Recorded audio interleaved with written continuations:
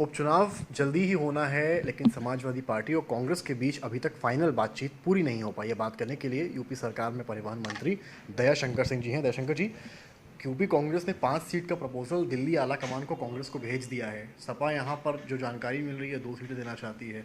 क्या लग रहा है यहाँ पर आपको? हरियाणा में सपा अकेले चुनाव ही नहीं लड़ रही है, जम्मू कश्मीर में सपा अकेले चुनाव लड़ रही है।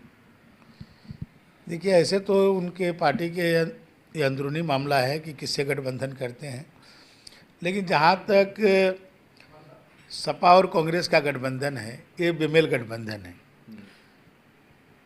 कांग्रेस के खिलाफ में ही समाजवादी पार्टी की उत्पत्ति हुई। माननीय मुलायम सिंह जी आपातकाल में जेल गए, कांग्रेस ने उनको लाठी डंडा मारा। उन्होंने पूरे अपने जीवन पर्यंत कांग्रेस के खिलाफ में संघर्ष करते रहे।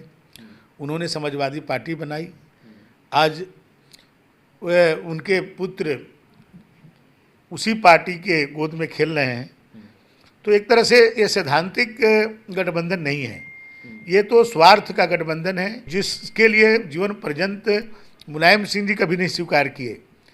और आज उनके बेटे जो है लाभ के कारण, राजनीतिक लाभ के कारण बेमेल गठबंधन कर रहे हैं। तो ये लंबे समय तक चलने वाला नहीं है। जितना सम्मान महाराष्ट्र में मिलेगा उतना सम्मान यूपी में दिया जाएगा, ये बात अब सपा के तमाम नेता कह रहे हैं कांग्रेस को लेकर। देखिए,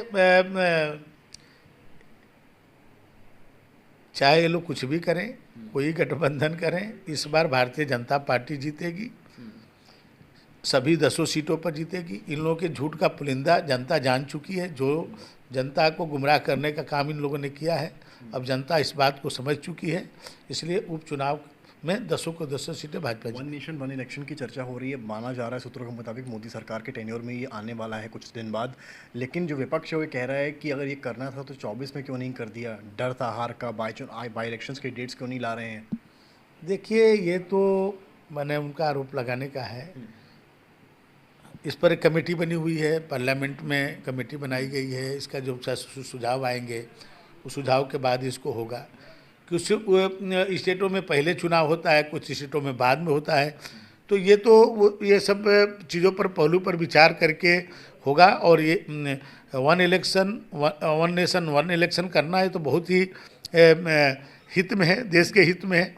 करोड़ों रुपया खर्च होते हैं और वो पैसा कहीं देश के विकास में लगेगा। तो ये तो बहुत ही अच्छा एक भारत सरकार माननीय मोदी जी का सुझाव है।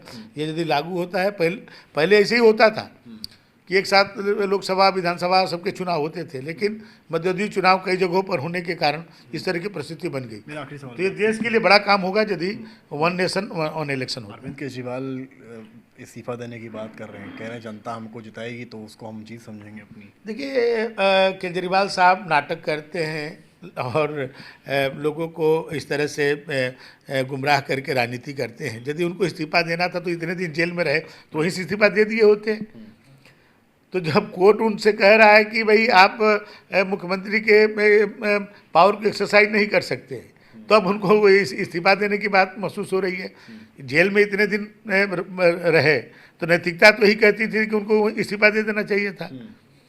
तो ये समझ रहे हैं कि जब हम इसको उपयोग नहीं कर सकते हैं तो ये दूसरी बात चाल चल रहे हैं। ये जितनी बातें आज तक केजरीवाल साहब कहे, सब उसके जो है विपरीत काम करते रहे। बहुत शुक्रिया यूपी सरकार मंत्री। और उन्होंने साफ कहा है केजरीवाल बात बोलते हैं उसके विपरीत काम करते हैं। कैमरामैन संजय के साथ समर्थ श्रीवास्तव, लखनऊ आज तक।